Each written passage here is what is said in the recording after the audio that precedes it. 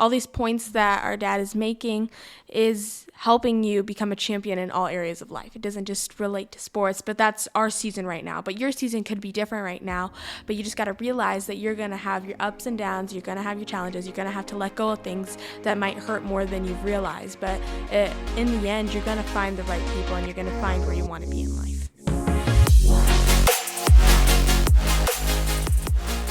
Hello everyone, we are Greg and Jackie Francis, and welcome to High Performance Parenting, where our passionate goal is to encourage you to raise champion children in a crazy world. Every week we will bring you multiple episodes from our extensive experience of raising our six happy, healthy, successful, godly kids who are confidently equipped to win big in life. We deeply believe that any parent who is provided with the right knowledge and continual support can raise amazing kids. And when they do, all of our futures get better. If raising up future generations of absolute champions matters to you as much as it does to us, here's how you can contribute.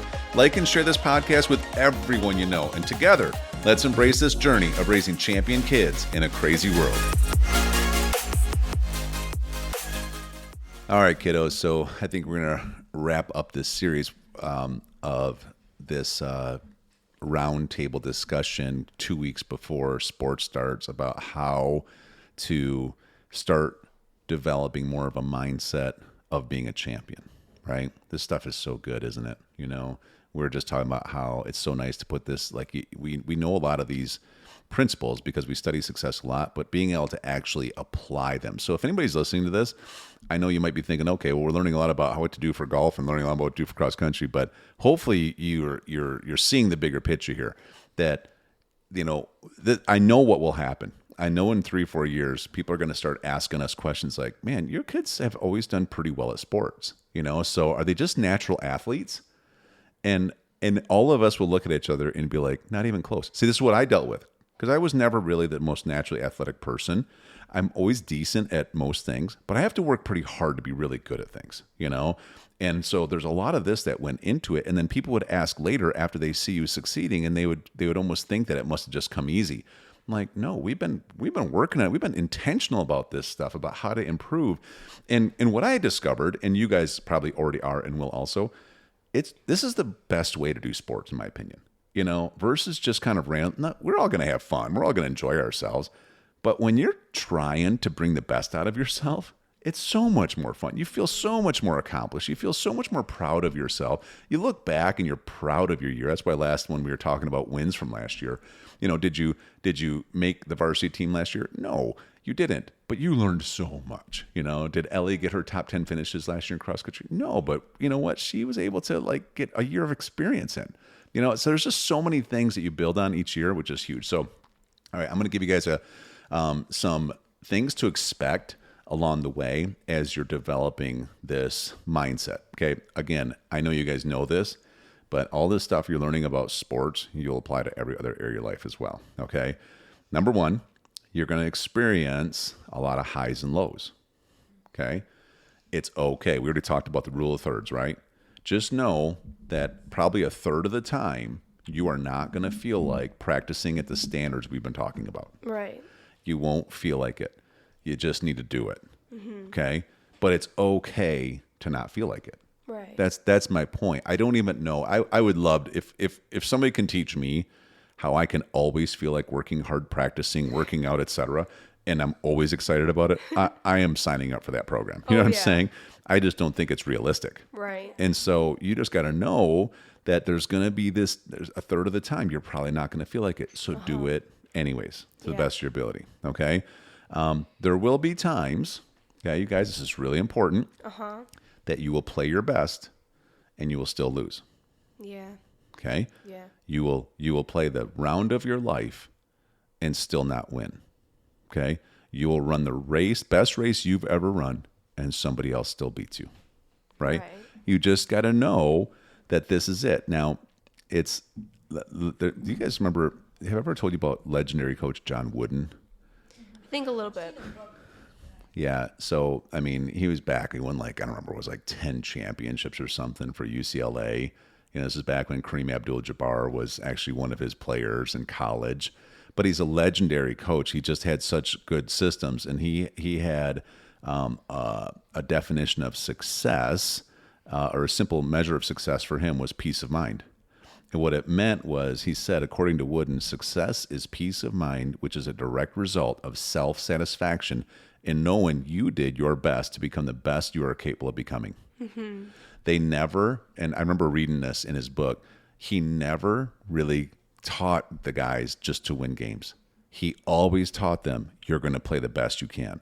So this is why he would catch some flack sometimes, because even if they played a team that wasn't that great sometimes, right, and they were pretty stacked, they'd be up by 40 points. And most times, the coaches he'd be all over his players if they weren't given their absolute best performance, even though they're 40 points ahead. Because the goal was always, how do you be the best you can be, regardless of what the score is at the end, okay?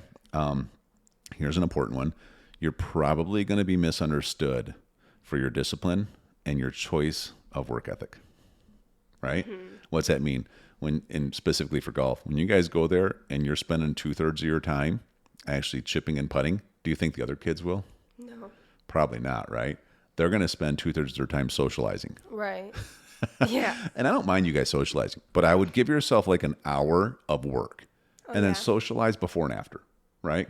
Build in time to socialize too. But when you work, right? Yeah. When you practice.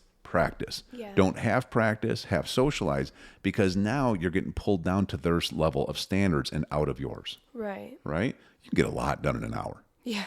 If you're focused. Okay.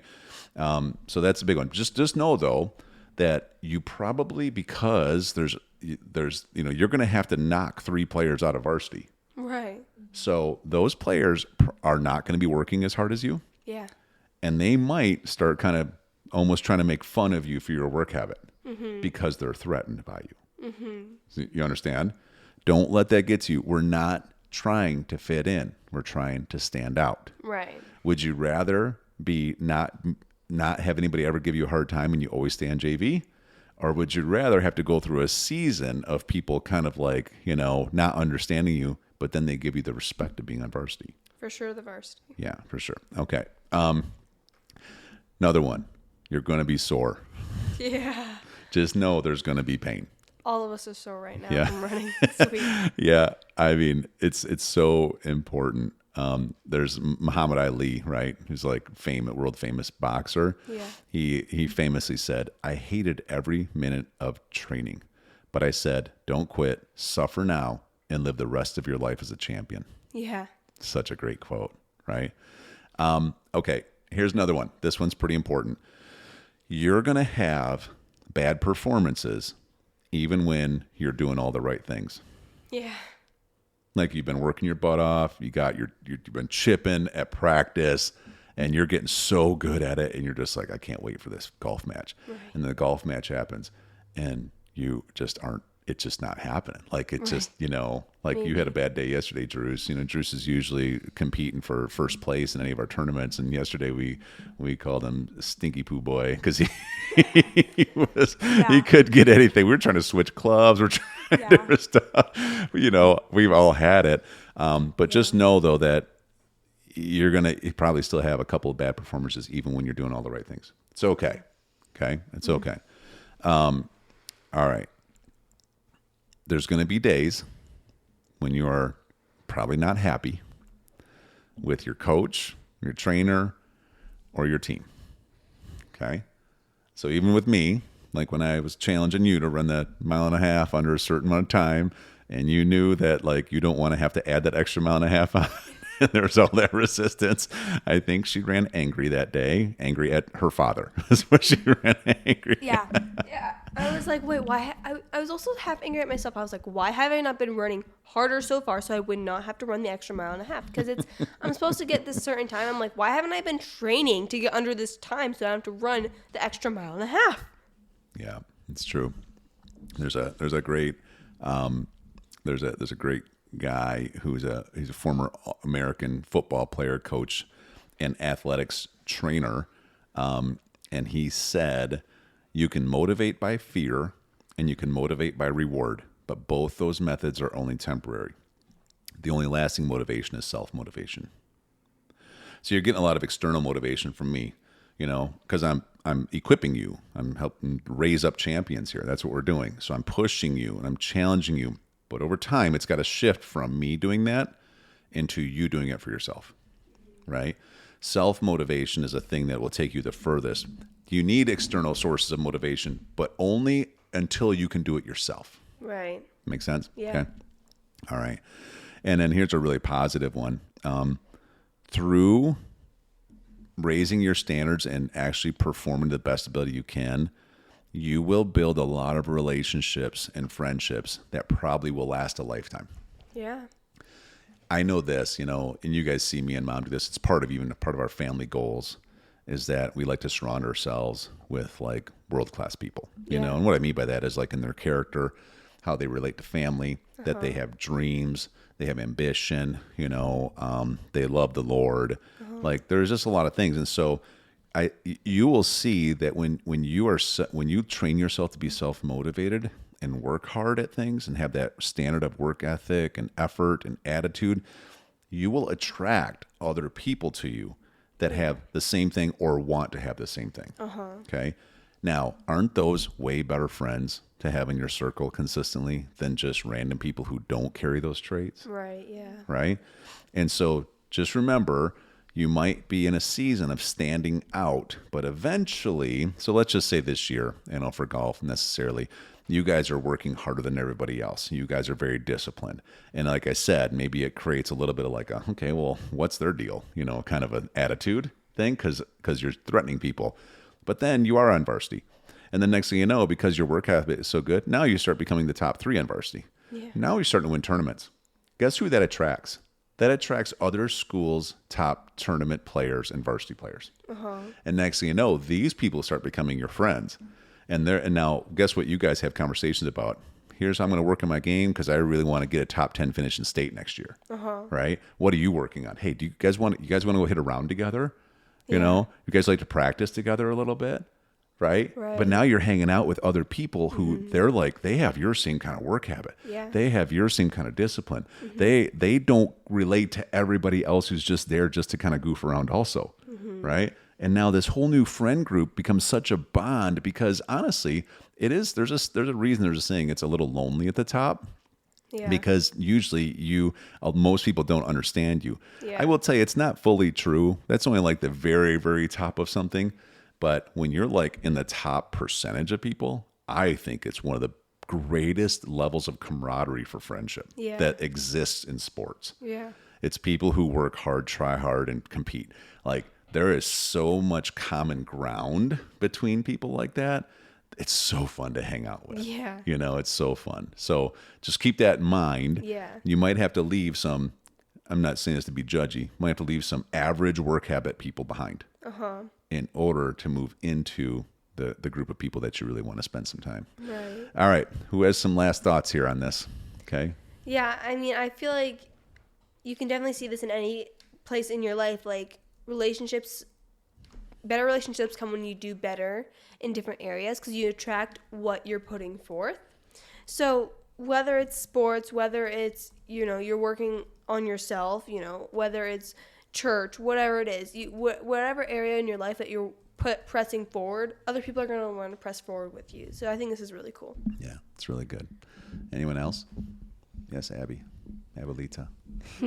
I think this also for people out there who aren't just doing sports but are doing different areas of life, whether it's relationships right now for like certain friends that you have, the pain that you might need to go to might be letting go of some friendships that are actually pulling you down in life right now. That might be because you're wanting to work at different levels, and this relates more to just sports. It relates to relationships. It relates to friends. It relates to so many areas in your life, your health.